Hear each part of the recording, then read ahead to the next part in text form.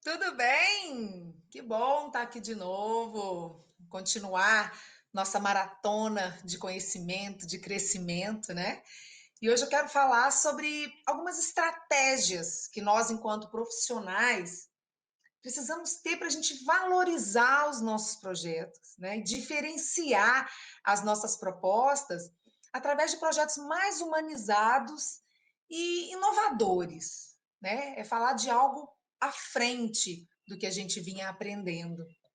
E quando eu falo de projeto humanizado, o que a gente quer dizer, né? Se a gente for ao pé da letra, os projetos humanizados é quando a gente faz uma apresentação de uma planta baixa, né, de uma planta mais didática, de um layout, né, um desenho mais realista, né, um layout colorido, uma representação de mobiliário bacana.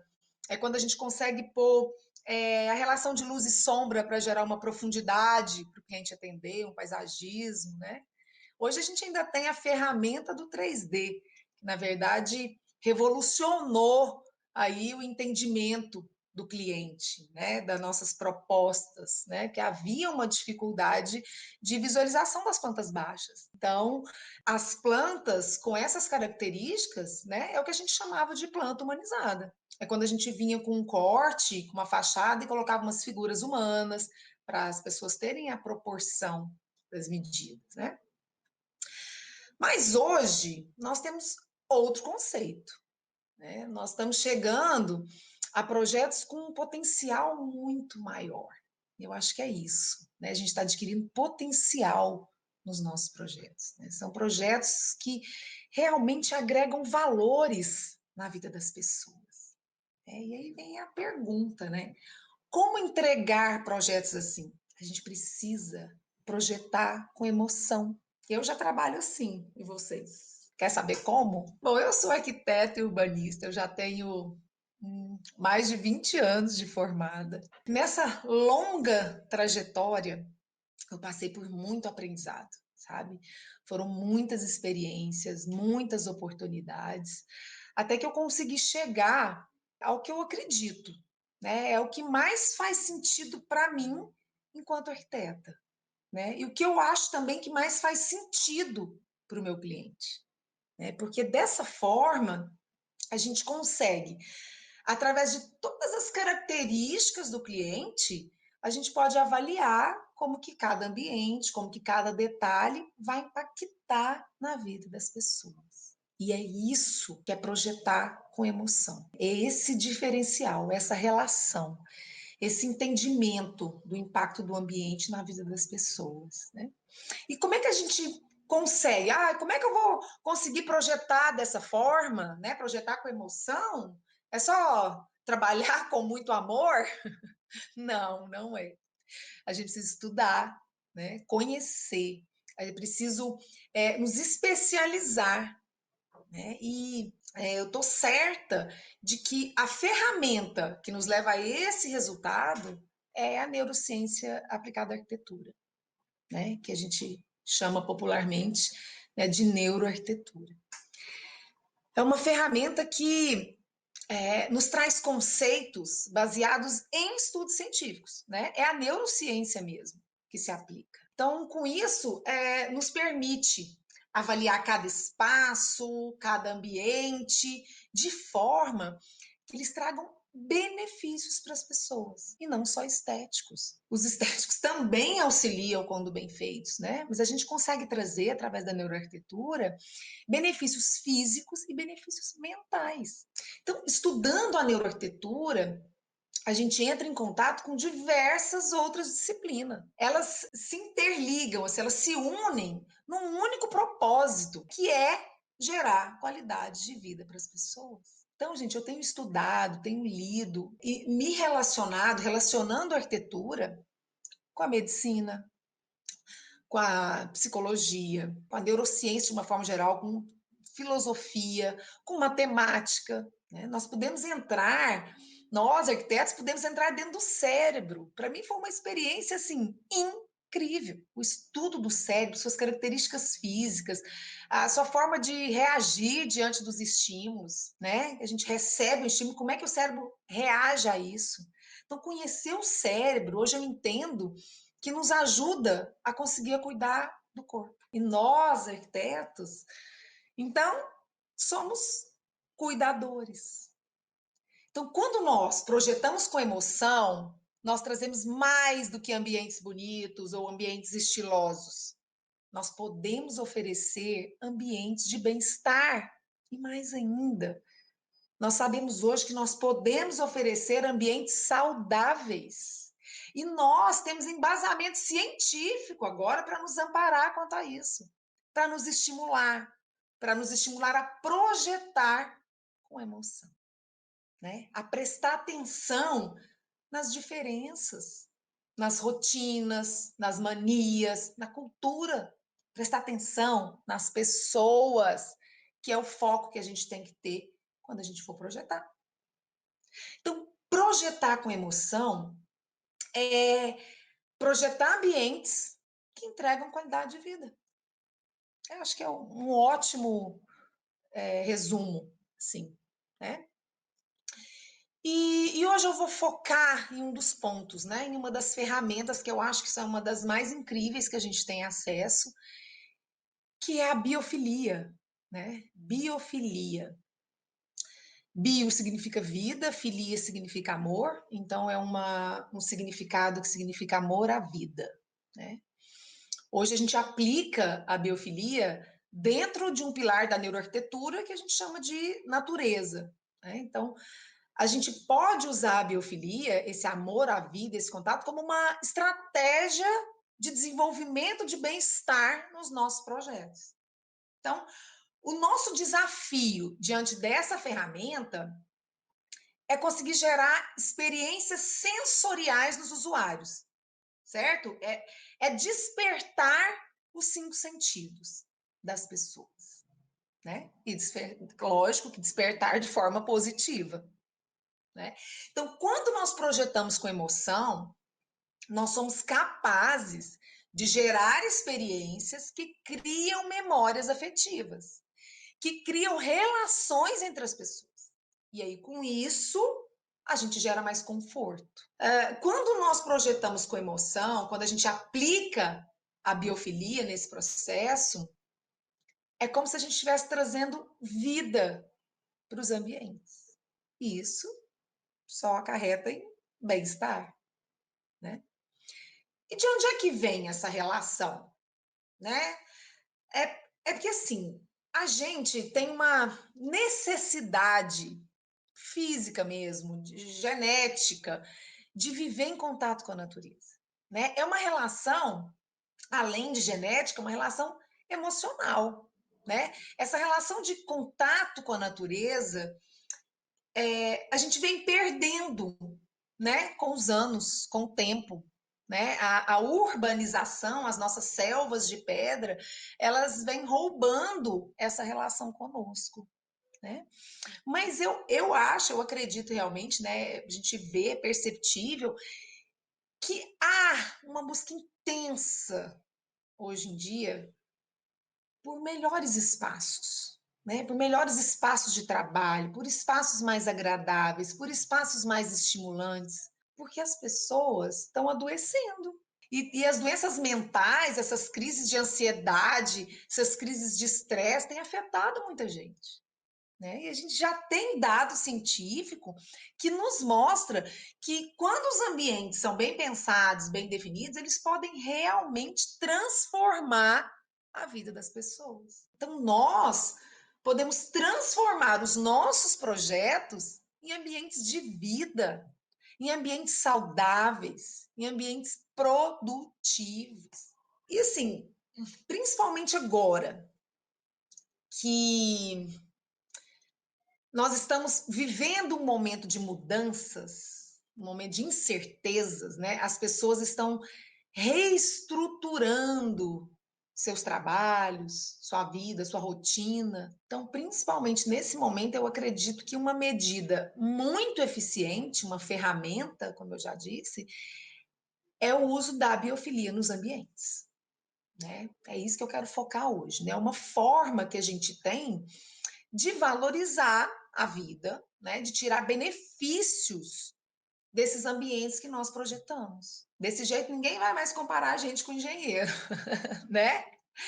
Esse conceito, gente, a biofilia, o uso, o pilar da natureza, já é uma tendência, né? E tendência não é moda, né? Tendência é uma busca, é um retorno, né? A gente está buscando aqui um contato, um convívio com a natureza que a gente perdeu e que é muito, muito benéfico, né? E na verdade, um conceito que já está consolidado, né? Porque ele foca na integração das pessoas, né? Das pessoas com áreas verdes, né?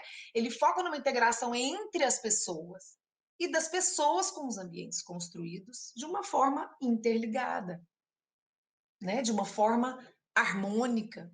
E o melhor, né? E o mais importante, que tem que ser de uma forma personalizada. Porque o que é bom para um não significa que vai ser bom para o outro. Tudo tem que começar com o usuário. Tudo tem que começar com o objetivo de cada um. Com uma proposta que tem que realizar as necessidades individuais de cada cliente. Isso é fator importantíssimo. Começa aí. Então, a gente precisa identificar as questões que afetam cada cliente, cada história, e buscar soluções que façam a diferença para esse cliente, para essa pessoa, que é o usuário, né? Esse realmente tem que ser o foco, certo? Quando a natureza ela é incluída na arquitetura, é inevitável que ela gere uma conexão com as pessoas, né? E esse é um fator que a gente muitas vezes ignorava, né? A influência que a natureza tem sobre a nossa vida, né? A gente passou um tempo sem perceber. Mas assim, essa conexão já é fato também que ela reflete de uma forma direta na nossa vida. Então é preciso estarmos atentos à forma como o espaço reflete, como é que esse espaço influencia no nosso comportamento e nos nossos sentimentos. Então, para isso, a gente precisa reconectar as pessoas aos ambientes naturais. É uma reconexão produtiva e positiva, né? Que só traz benefícios comprovados, neurociência, tá? E aí, como é que eu vou fazer isso? Ah, então é só eu especificar um jardim, encher um ambiente de plantinha? Não, não é não, né? Não adianta, gente, aplicar a experiência da natureza como se fosse apenas um cenário, né? Sem fazer, sem criar a verdadeira integração dessas pessoas com essa natureza, com essa biofilia, com esse elemento natural. Então, é sim através do ambiente construído que a gente vai conseguir essas transformações, né? Que a gente vai trazer novos conceitos, que a gente vai conseguir, nos aliando à tecnologia, a gente vai conseguir priorizar elementos como iluminação, ventilação, são todos elementos naturais. A biofilia ela engloba isso aí tudo. E não adianta a gente fazer um ambiente lindo, cheio de plantinha, mas não tem uma janela para uma renovação de ar, não tem um escritório onde a gente consegue ventilar, onde as pessoas não conseguem ver a luz do dia, o corpo não consegue metabolizar o que está acontecendo lá fora, não adianta. Então, essas questões causam, né, uma falta de iluminação natural no ambiente, num escritório, causam malefícios absurdos. Adoecem as pessoas, adoecem. Né? Então, é hora, gente, de aproveitar que as pessoas estão se olhando, que elas estão tendo tempo para rever suas casas, para rever seus escritórios, para rever suas lojas. É tempo de prestar atenção nos ambientes de saúde, nos hospitais. Como é que essas instituições estão contribuindo para o bem-estar dos pacientes, por exemplo? Muitos não estão. Mas e nós? Como que nós podemos contribuir para isso? Refletir, né? Entender. Porque quando a gente desenvolve propostas pensadas, né? Conscientizadas disso que nós estamos falando, quando a gente consegue entender e trazer, colocar a presença de elementos naturais, num geral, né? Dentro de um ambiente, a gente já vai perceber, porque já é comprovada, a redução de estresse nesses ambientes.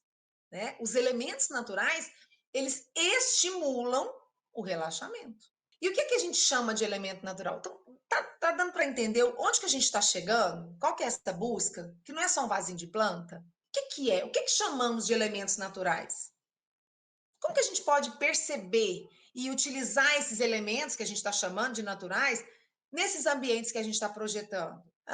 Vamos fazer o seguinte, vamos identificar de acordo com uma forma de experiência que eles causam, né? Vamos classificar eles assim. Então, os elementos naturais, eles geram experiências, né, nas pessoas, através de influências que eles causam, a gente gera impactos e ele influencia de duas formas, né?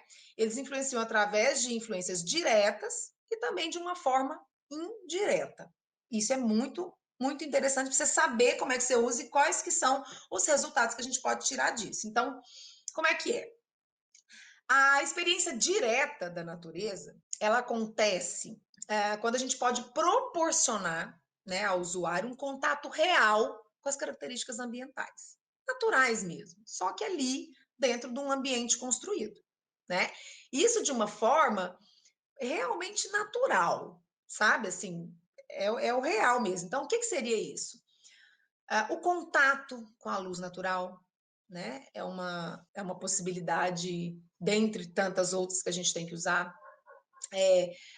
Se você não tem como ter um jardim, né, o uso de plantas aqui, a gente pode ter um contato visual. As plantas, gente, os jardins, apesar disso que eu tô falando, às vezes não tem aqui, não dá certo em qualquer lugar. Os jardins, eles estão invadindo todas as áreas da nossa casa, né, do nosso escritório. Até na cozinha agora, a gente já especifica a horta, né? Eu tenho aqui um manjericãozinho, que é o que eu consegui ainda cultivar e muita gente prefere, além de plantas, a presença de animais, de fontes, de água. Essa relação direta que a gente pode criar entre o usuário e o meio construído é quando a gente traz natureza de verdade para o nosso contato, para o nosso convívio.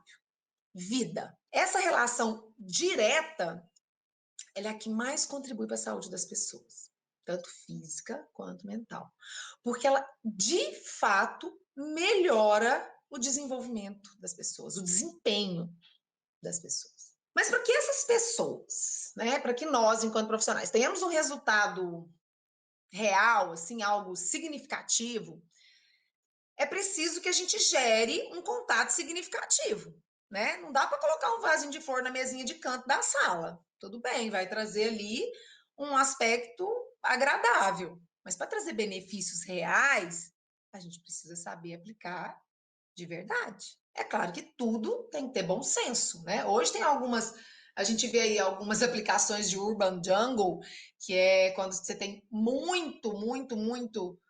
muita área verde dentro de uma sala de pequenos apartamentos, que muitas vezes eu acho que fogem do bom senso, né? Às vezes a gente conseguir valorizar na vista de um apartamento para um parque, né, para uma praça, já é uma forma excelente de criar essa conexão.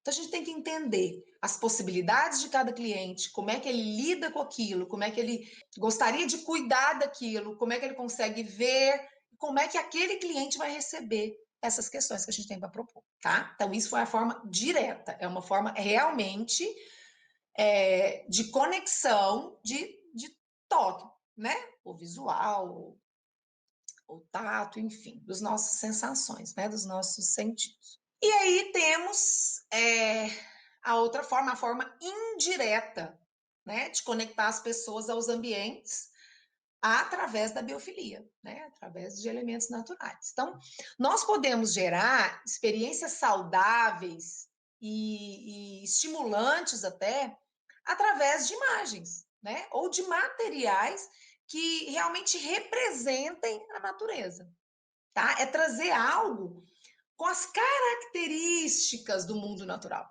né? Então, vamos lá com o exemplo de novo. A gente pode usar os elementos naturais através de imagens, de quadros, que são fotos de paisagens, quadros de folhas, de plantas, de árvores, né? De troncos, tudo que está relacionado, né? De montanhas, né? A gente pode ter uma escultura, a gente tem muitas possibilidades para representar esses elementos, né? Uma questão visual mesmo, né? A gente pode também usar mosaicos, né, que trazem a característica da pedra como referência, né? Papéis parede, né? Tecidos. Esses itens, além do visual, proporcionam texturas, né? Então essas características, gente, trazem consigo uma força que mexe sim com as pessoas, né? Elas interagem, né? Se conecta mesmo, né? Claro que gera um efeito um pouco menor do que as manifestações diretas, né? Então, um vaso de planta natural e um quadro de planta trazem efeitos positivos, mas é fato que o vaso de planta traz, mas sim, os indiretos também trazem benefícios, tá? É fato e é comprovado e é muito legal, né? Porque quando a gente usa imagens, a gente consegue conectar as pessoas através do campo visual. E aí, quando a gente usa textura, ó, o que a gente pode usar? Madeira, bambu, palhinha, né? As pedras, como eu disse, nos tecidos, lã, algodão, couro, tudo isso, gente, estimula o tato, né? E assim a gente consegue criar dinâmicas nesses ambientes que geram comportamentos mais saudáveis. E aí a gente chega na saúde, a gente chega no combate ao estresse, a gente chega em resultados positivos. Então, assim, eu acho que a gente precisa trazer soluções práticas, soluções simples e eficientes para a vida das pessoas. E essa forma de pensar, de cuidar, é a nossa forma de contribuir. E a gente vai contribuir de que forma? Através de intervenções nos ambientes que nós projetamos. Porque aí o que nós vamos conseguir fazer?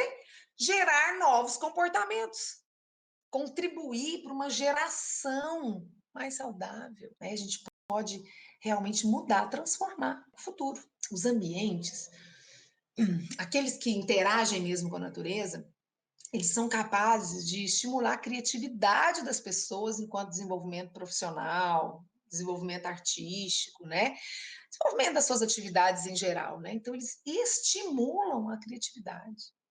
A conexão com a natureza, ela gera tantos estímulos, assim, calculáveis, são significativos, geram mudanças nas pessoas. E daí a gente parte para pensar em ambientes específicos. Agora a gente falou um pouco da nossa rotina, de vida, mas quando a gente fala ainda de ambientes mais específicos, a gente já encontra muitos estudos que vão nos dando suporte, que vão comprovando a eficiência dessa ferramenta, e isso não é só em ambientes residenciais, né? Porque é fato que eles potencializam a produtividade em ambientes corporativos. Eles melhoram as relações nos escritórios, as relações com o trabalho, com o desenvolvimento das atividades e as relações entre as pessoas. Isso gera motivação. As pessoas gostam de estar lá. Então, quanto mais humanizados e conectados com elementos naturais esses ambientes estiverem, mais eles vão influenciar diretamente na motivação e no comportamento que passa a ser cada vez mais positivo e produtivo do trabalhador, né, do colaborador. Então, é fato que essas ações, elas permitem que as empresas tenham um crescimento significativo de resultados. Né? E não é esse o objetivo das empresas? Não é melhorar seus resultados? E quando nós, enquanto profissionais, conseguimos aliar as nossas questões funcionais, estéticas, e a gente ainda conseguir propor o resultado positivo para a empresa, com ganhos, isso é um diferencial grande no nosso trabalho. A gente tem que conseguir apresentar isso. Eu acredito que o maior valor de uma empresa são as pessoas, são os colaboradores. Né? Ter colaboradores saudáveis, colaboradores motivados, geram empresas muito mais produtivas. Então, assim, gente, a gente consegue ver todo um processo físico interferindo em relações produtivas e emocionais. Isso acontece também, assim como em ambientes corporativos, podemos também falar em ambientes hospitalares. Em todos os ambientes de saúde, clínicas, consultórios, laboratórios. O ponto principal que a gente foca aqui é que, com a humanização e a aplicação da biofilia nesses ambientes, é possível desenvolver projetos que promovem o bem-estar dos pacientes e conseguem, muitas vezes, reduzir o tempo de internação das pessoas, acelera o processo de cura. Nós estamos falando de estudos que identificam que em lugares próprios, com o uso da biofilia, com o uso das cores corretas, com o funcionamento correto dos ambientes, há uma redução significativa de medicamentos dos pacientes. Gente, são fatores muito relevantes. Então, ó, corporativos, hospitalares, onde mais? Podemos aplicar também em ambientes educacionais. Como que as escolas, que as universidades, todos esses ambientes que envolvem aprendizagem, como é que eles recebem isso? O objetivo desses espaços, como é que o uso dos elementos naturais, da vegetação, como é que a gente consegue criar? O que eles criam em ambientes educacionais? O uso do design biofílico, ele consegue transmitir mais segurança, acolhimento, então possibilidades que permitem o aumento da concentração das pessoas, dos alunos, no caso. E com isso, gera mais aproveitamento, né, didático, cognitivo, né? Funciona tanto para crianças quanto para adultos. E são resultados eficientes. Vocês percebem, gente, que cada vez que a gente para observar as relações que os ambientes têm com as pessoas, quando a gente começa a pensar em cada objeto, cada cor, cada detalhe, quando a gente consegue interferir na vida de alguém, mais a gente tem que estar atento aos significados, a essa realidade. Mas a gente tem que se comprometer a entender os impactos que a gente pode gerar. Para quê? Para a gente poder propor soluções através do design. Como é que é esse processo? Como é que é o processo do design?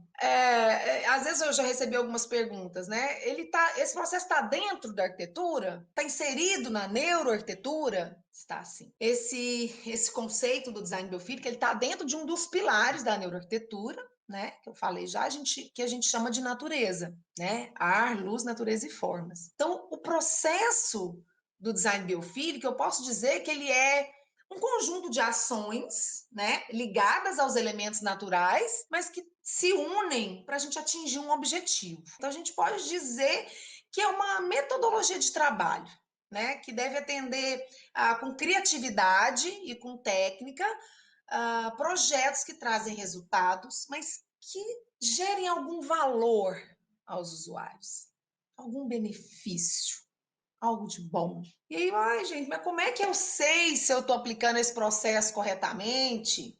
Como é que eu sei se o tanto de plantinha, se o elemento que eu escolhi está funcionando? Como é que é isso? Gente, a gente precisa. O primeiro passo é identificar o seu processo. Se esse processo vai ser eficiente ou não, se você está aplicando de forma correta ou não, quem vai determinar o tanto que você conhece sobre isso? É o conhecimento. É preciso saber identificar e entender quais que são os valores do design biofílico. Quais são eles? Se eu preciso saber quais são esses valores, quais são eles? Nós temos itens ligados a todos os pilares da neuroarquitetura. Eles estão todos interligados, né? Nós temos alguns princípios que devem ser incorporados uns aos outros, né? A gente tem itens que participam, que influenciam em muitas fases dos projetos, né? E eles interferem diretamente no comportamento das pessoas. Então, nós precisamos usar os princípios da biofilia como estratégias para a gente gerar benefício para as pessoas. O conhecimento desse processo vai te dar consistência para você não aplicar esses conceitos, gente, só de forma intuitiva. A partir do conhecimento desses fatores, você vai conseguir fazer isso de forma consciente. E é isso que vai te ajudar a se posicionar diante da sua proposta, diante do seu cliente, porque você vai ter com isso argumentos, né, com embasamentos científicos. É por isso que nós vamos propor isso aqui. É por isso que esse material é melhor nesse lugar. E aí sim, você vai atingir o resultado que você espera, né? Você vai conseguir proporcionar através dos ambientes, né, saúde. Você vai trazer saúde para as pessoas dentro de casa, só do jeito que elas vivem. É bem-estar para as pessoas. Então, através desse processo, através da aplicação do design biofílico, como a gente falou aqui, os ambientes de ensino, vamos voltar aqui nesse exemplo. Os ambientes de ensino, gente, tem comprovação que estimula o desenvolvimento cognitivo das pessoas. Você pode fazer isso com cores. Você pode aumentar a concentração dos alunos com formas muito simples. E aí, nós seremos responsáveis por ambientes que contribuem para a redução de sintomas ruins, de estresse, de ansiedade, de depressão, produtividade, né? Nos ambientes de trabalho corporativo, por exemplo, é fato que esse tipo de processo, o uso dos elementos naturais, do design biofílico, pode proporcionar um aumento de até 15% no processo criativo dos profissionais. 15%. Teoricamente, assim, calculado, medido, testado, aumenta em torno de até 6% a produtividade daquela empresa. Só a organização dos espaços de uma forma correta, de um processo correto. Se a gente fala de ambientes comerciais, de lojas, a gente pode conseguir que as pessoas fiquem mais tempo dentro da loja. E aí, o que acontece? Há um consumo maior. As pessoas criam memórias positivas naqueles lugares. E aí, faz com que elas voltem. E isso, gente, é um giro do comércio fantástico. Os ambientes de saúde, a gente acelera o processo de cura de um paciente através da visão dele de uma área externa, de um contato diferente, de um cheiro diferente. É muito interessante, né? Eu sou totalmente apaixonada, né? Porque eu acho incrível o que a gente pode fazer quando a gente faz um trabalho consciente. E não adianta que não é uma receita de bolo, é um caminho que a gente tem que percorrer. É ter esse caminho claro, porque isso é que estimula a nossa criatividade, a nossa imaginação, para a gente desenvolver processos específicos e personalizados em cada caso, pensando naquele usuário, naquele contexto. Então, não há regras rígidas, formadas, né? A gente pode desenvolver o processo através de múltiplas e diversas aplicações, cada um do seu jeito, cada um no seu estilo. São projetos que continuam sendo autorais. Tem uma frase aqui que eu gosto muito, do Nikos Salingaros. Ele é um matemático, né, mas é um estudioso de diversas outras ciências, né? Inclusive, ele escreveu um livro sobre a teoria da arquitetura. E ele diz o seguinte: existe uma tremenda liberdade em projetar com a biofilia, pois as especificidades de cada projeto dependem da imaginação e criatividade de cada arquiteto. Nosso trabalho, gente, é único. Envolve muitas premissas, as características, nós temos muitas possibilidades. São diversos os objetivos, né? Então, com isso, eu acho correto, né, afirmar que muita gente acha que o design biofílico, né, que a biofilia, ela não é um estilo. Ah, mas aí todo mundo vai fazer igual? Não. Muita gente confunde design biofílico com um estilo mais rústico, que vem cadeira de madeira, umas poltronas mais, né, peças que se assimilam, mas não é só isso. Nós podemos aplicar esses conceitos em qualquer estilo, em qualquer ambiente. É porque a gente pode atender cada cliente com seu desejo e ainda assim entregar qualidade de vida junto. Deu para entender? Sim, fui clara? Porque eu acho que nós precisamos ser profissionais propagadores de qualidade de vida. Vamos ser? Vamos juntos? Vamos propagar, transformar as pessoas, transformar os ambientes. Gente, hoje eu fico por aqui. Espero que tenha sido válido, que tenha sido interessante, que tenha despertado curiosidades. Então, qualquer dúvida, eu estou por aqui. Vocês me acessam pelas redes sociais, tá bom? Se foi realmente útil ou interessante, compartilhem, curtam e até a próxima. Fiquem com Deus.